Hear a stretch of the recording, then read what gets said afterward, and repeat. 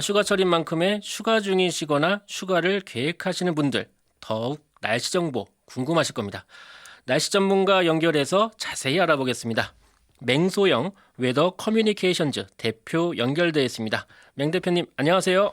네, 안녕하세요. 예, 반갑습니다.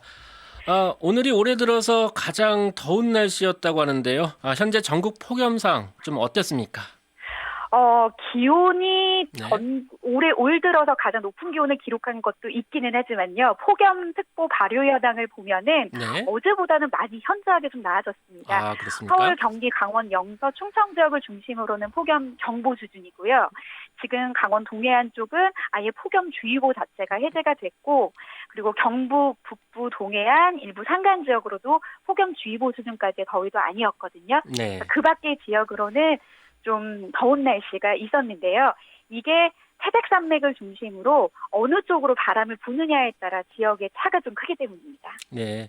지금 뭐 동해안으로 피서 가신 분들 많을 겁니다. 그래서 지금 아마 소영선 프로듀서 진행하시는데 네. 지금 휴가 가셨는데 혹시 뭐 네. 어디 간다고 저한테 얘기는 안 했는데 동해안 갔으면 꽤 시원하겠네요. 잘 가신 겁니다. 아마 지난주에 휴가를 네. 동해안으로 가셨다라고 하면 네. 뭐지? 여름이면은 그나마 우리나라에서 시원하다라고 해서 동쪽으로 왔는데 동쪽이 더 덥네. 아마 지난주에 휴가철이었는데 그러게요. 동쪽에 가신 분들, 이 어, 강원 동해안 지역의 해수욕장들은요, 야간 개장 이벤트를 진행할 정도로 강릉 네. 같은 경우에는 뭐 열대야가 12일 연속 이어져서 역대 2위의 최장 기간 진행됐던 이런 기록도 되게 많이 남았는데요. 지난 거의 금요일부터는 점점 폭염특보가 점점 이제 강원도 지역 같은 경우에는 좀 약해지기는 했습니다. 왜냐하면은 지난주까지는 네. 남서풍의 계열이 좀 지배적이었어요. 그러니까 네. 우리나라를 중심으로 남서풍의 바람이 불면 따뜻하고 습하거든요. 근데 네. 공기는 산을 넘으면 변질이 되는데 더 덥고 건조해져요. 네. 그러니까 남서풍의 바람이 태백산맥을 타고 동해안을 갔을 때 동해안의 열기가 더 더해지는 거죠. 그래서 지난주는 동해안이 더 더웠고요.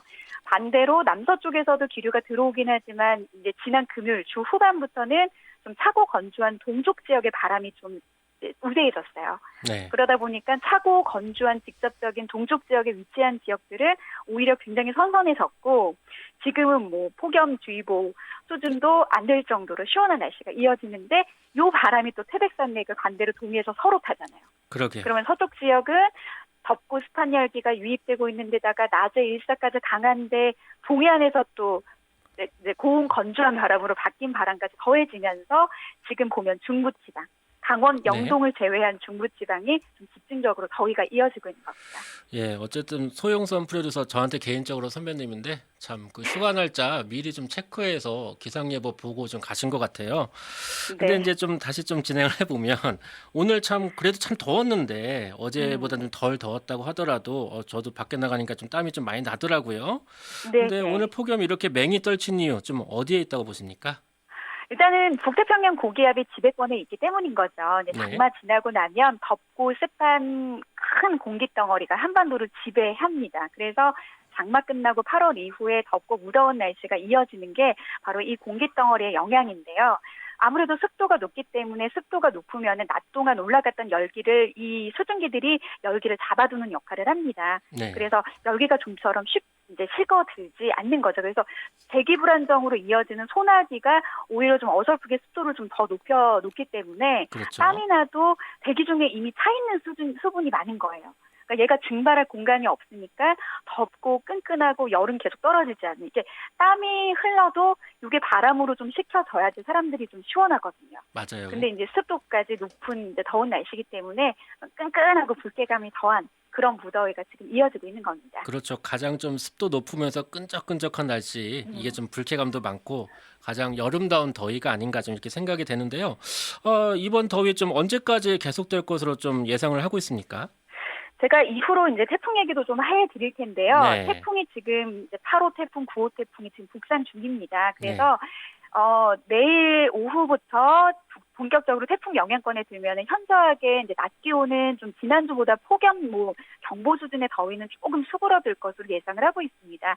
중부 지역 같은 경우는 33, 4도까지 오르는 날씨가 좀 이어지다가 다음 주에는 35도 육박하는 지역이 현재 예보로서는 없고요. 네. 남부 지역도 보면은 거의 30도 안팎 정도에 머무는 더위이기 때문에 지난주처럼 그렇게 기록적인 더위가 지속되지는 않을 거다라고 조금 폭염으로는 이제 한시름 좀 놓으셔도 될 것 같습니다. 네.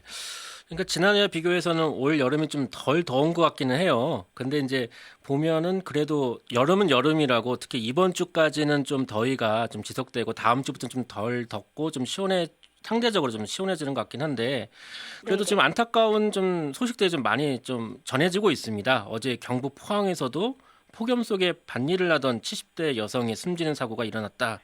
이런 보도도 있는데 항상 여름철에 항상 강조하는 거죠. 그 온열 질환 예방 수칙 알려주시기 바랍니다. 질병관리본부에 따르면 네. 폭염 건강 피해 예방 수칙으로 아마 많이 들으셨을 거예요. 가볍게 식사하고 충분한 양과 물을 섭취하고 땀을 많이 흘렸을 때는 염분과 미네랄 보충하고 더울 때는 이렇게 쪼이는 옷보다는 헐렁하고 가벼운 옷이 환기 이게 좀 통풍이 잘 되거든요. 네. 그리고 또 무더운 날씨, 볕이 가장 강한 12시부터 2시까지는 야외 활동, 삼가구 햇빛 차단하는 요런 얘기들도 하는데요. 네. 참 안타까운 게 어제 그 할머니께서 좀 안타까운 소식을 좀 전하셨는데 주변에 조금 어르신분들, 노약자분들이 있다라고 하면 이런 분들이 어디에서 좀 계시고 연락이 좀 두절이 되거나 이런 부분에 대해서 좀 더 소식을 좀 전하고 연락 근황 많이 물어보는 이런 것들도 좀 필요하지 않을까 더불어서 이런 생각도 해봅니다.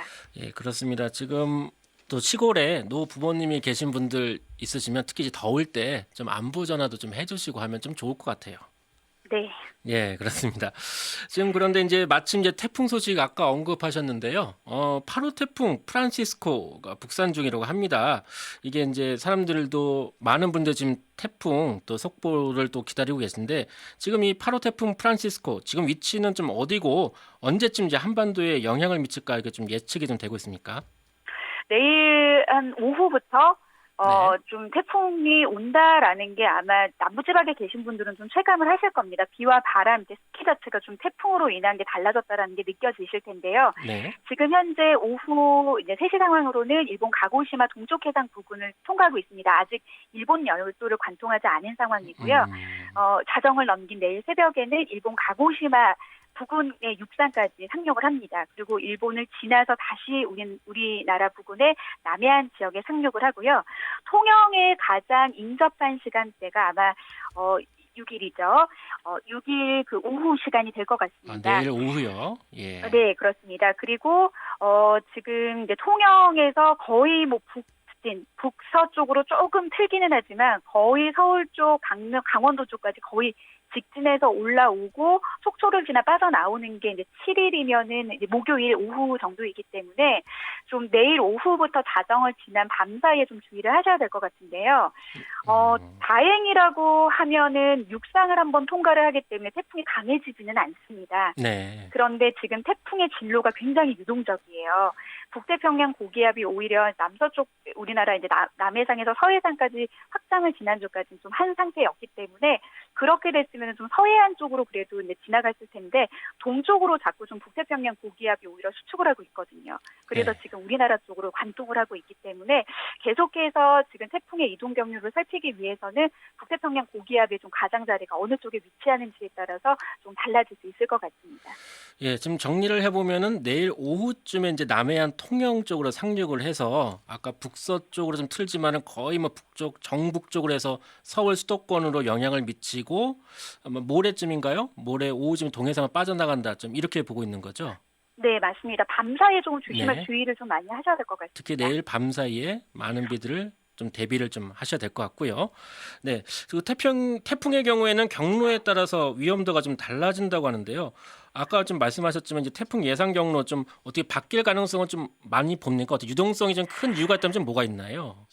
마찬가지로 그 북태평양 고기압의 가장자리, 북태평양 네. 고기압은 덥고 습한 큰 공기 덩어리거든요. 네. 워낙 공기 덩어리가 크기 때문에 태풍이 요 사이를 뚫고 지나지 못하고 이 주변의 가장자리에 좀 약한 부분을 따라 유입을 합니다. 이동을 네. 하는데 지금 북태평양 고기압의 가장자리가 어떻게 위치하느냐에 따라서 이제 앞서 말씀드린 대로 달라지기도 하겠지만요. 이 태풍이라고 하는 것은 중심을 향해서 반시계 방향으로 회전하면서 빨려 들어가는 그런 어떤 형태를 가지고 있거든요. 네. 그래서 태풍이 지나가는 진로에 왜 위험 반원이라고 해서 오른쪽이 더 위험하다. 이런 얘기 좀 많이 들으셨을 거예요. 네, 그렇죠. 이거는 예. 태풍이 반시계 방향으로 회전을 하는 방향과 태풍이 진행하려고 하는 방향의 가속이 바로 오른쪽에서 되기 때문이거든요. 그래서 이번에도 태풍이 지나가는 예상 그 유선도를 보시면 강한 비가 계속해서 만들어지는 위치는 태풍의 중심에서 왼쪽보다는 오른쪽. 그러니까 오늘의 예상 경로대로 계속 진행을 한다라고 하면 딱 우리나라를 정중앙으로 관통을 하는 거지 않습니까? 네. 그래서 호남과 충남 지역보다는 영남과 충북과 강원도 지역 쪽으로 좀 더 바람과 비의 영향이 조금 더 세지 않을까. 그래서 네. 이 지역에 계신 분들이 조금 더 주의를 하셔야겠죠. 예. 그러니까 좀 보면은 보통 이제 태풍이 내륙에 상륙하면은 좀 많이 그 강도가 약해지잖아요. 보통 보면. 네. 근데 이제 청취자분이 가장 궁금해하시는 거는 이제 내일 밤에 이제 많은 비가 좀 특히 수도권 지역에도 내릴 텐데 강우량은 좀 어느 정도 좀 예상이 좀 되고 있습니까? 일단 제가 강우량을 한번 살펴보면은요. 네. 일단은 이제 이 태풍이 뭐 약해졌다, 많아졌다 이렇게 보는 것보다는 일단은 태풍의 비이기 때문에 네. 대비를 해야 된다라는 전자에 좀 보시면 좋을 것 같고. 당연하죠. 예. 내일 오후부터 다음 날까지 7일까지 예상되는 강우량을 살펴보시면요. 경상도 지역 에는 50에서 150mm, 많은 곳은 200mm 이상이 아무래도 산을 만나거나 해안을 만나는 곳이 될 것 같고요. 네. 강원도와 충북 지역도 50에서 150mm, 전라 내륙과 서울, 경기 내륙, 충남 내륙 지역은 10에서 60mm. 앞서 말씀드린 것처럼 지금 말씀드린 강수량이 상대적으로 적은 지역은 태풍이 지나가는 왼쪽 지역에 위치하고 있고요. 네. 전라 서해안과 제주도, 중부 서해안 는 5에서 40mm 정도로 보시면 될 것 같습니다. 그래서 다시 정리해드리면 서울과 경기 내륙은 한 10에서 60mm 정도고요. 내일은 아니고 7일부터 비가 시작될 것으로 보입니다. 7일부터 모레부터 수도권 지역에 비가 좀 시작이 되고요. 좀 8호 태풍 프란시스코에 이어서 지금 9호 태풍 레끼마도 좀 북상 중이라고 하는데 이 태풍도 좀 한반도에 영향을 미칠 것으로 좀 보고 계십니까? 좀 어떻습니까? 일단은 지금 당장 태풍이 한반도로 향할 8호 태풍이 네. 있기 때문에 아직 9호 태풍에 대한 언급은 많이 하고 있지는 않지만 사실 이 태풍이 더 예의주시해야 되는 이유가 뭐냐면 더 셉니다. 네. 그리고 지금 먼 거리에서 일본 오키나와 남남동속 850km, 아직까지는 우리나라와 상대적으로 굉장히 먼 거리에 위치해 있는데요. 아직까지는 타이완, 대만 쪽을 지금 향하고 있습니다. 그런데 네. 이 북태평양 고기압이 조금 더 우리나라에서 폭넓게 위치했을 경우에는 중국 내륙으로 상륙해서 소멸될 가능성이 높기는 합니다. 근데 아직까지는 이제 태풍이 예측될 수 있는 4, 5일 이후의 위치는 아직까지는 예측이 좀 불가능하거든요. 근데 편서풍 때에 접어들고 또 북태평양 고기압이 동쪽으로 좀 더 빠져나갔다라는 거는 태풍이 좀 더 우리나라 쪽으로 접근할 수 있는 통로가 트인다는 거거든요. 네. 그래서 아직까지는 이 태풍이 방향을 틀어서 우리나라로 올지 아니면은 지금처럼 계속해서 이제 남서진에서 중국 내륙 앞으로 쪽으로 중국으로 향할지 요거는 이제 계속해서 봐야 될 문제기는 하지만 만약 이 태풍이 방향을 틀어서 우리나라를 향한다라고 한다면 지금 이 태풍은 프란시스코 태풍보다는 더 강하거든요. 아, 그래요. 강하게 발달할 가능성이 높습니다. 강도도 강하고 크기도 중형급이기 때문에 이 태풍이 우리나라를 향할 때는 지금보다 조금 더 촉각을 곤두세우셔야 될 것 같습니다. 네. 지금 항상 이제 8월 초가 되면 태풍 예보 참 많이 하지 않습니까? 예, 네, 그런데 맞습니다. 항상 보면 이제 태풍 이름들 참 다양해요. 예. 네. 한국말도 있고 뭐 북한에서 지었다는 뭐 태풍 이름도 있고 좀 그렇게 하는데 자, 이런 태풍 이름들은 좀 어떻게 정해지는지 좀 소개 좀 해 주십시오. 8호 태풍 프란시스코 근데 이거 사람 이름 같아요라고 제가 네. 오늘 오전에도 좀 많이 천주교 세례명 질문을 같습니다. 주셨는데요. 맞습니다. 맞습니다. 미국에서 제출한 평범한 남자 이름입니다. 이런 것처럼 지금 태풍의 이름들은 그 각 아시아 태풍위원회 소속된 회원국들 14개 회원국들이 10개씩 이름을 제출을 합니다. 그러니까 가급적이면은 다른 나라에서도 부르기 쉽고 좀 더 긍정적인 의미를 가진 단어를 10개씩을 제출을 해서 총 되면 140개가 되겠죠. 네. 그래서 이 이름들을 이제 태풍이 발생할 때마다 번갈아 씁니다. 그래서 연에 한 23개에서 27개 정도가 발생을 하니까 요 이름들이 다 쓰여지는 게 한 4, 5년 정도 걸리거든요. 네. 우리나라 같은 경우는 개미, 제비, 뭐 나리, 너구리 등등등 10개 정도. 그리고 또 북한에서도 태풍 이름을 제출을 하거든요.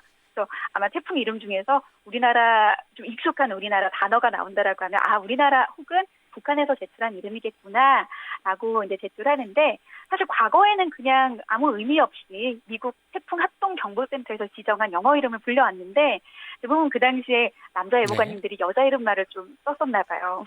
뭐 본인의 와이프 이름이라든지. 그래서 과거에는 여성운동가들이 이거 너무 성차별이다.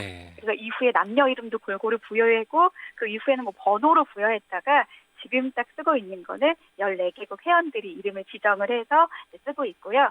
또 과거에 뭐 루사나 매미와 같이 정말 어마어마한 피해를 남기고 한 태풍들은요, 퇴출됩니다. 왜냐하면 이 태풍이 다시 번갈아 가서 다시 왔을 때 저번과 같은 피해를 주는 거는 아니야라고 해서 좀 처음부터 위협감을 주기 때문에 이런 유사한 피해가 바라지 않기를 바라는 의미에서 해당 태풍의 이름을 좀 폐기시키고 다른 이름으로 다시 제출해서 이렇게 반복해서 쓰는 그런 형태로 진행이 되고 있습니다. 예, 정말 뭐 피해를 많이 줬던 태풍은 뭐 다시 보고 싶지 않으니까 그런 이름을 쓰면 안 되겠죠. 예, 오늘 말씀 여기까지 들을게요. 예, 지금까지 맹소영 웨더 커뮤니케이션즈 대표와 이야기 나눴습니다. 감사합니다. 네, 고맙습니다.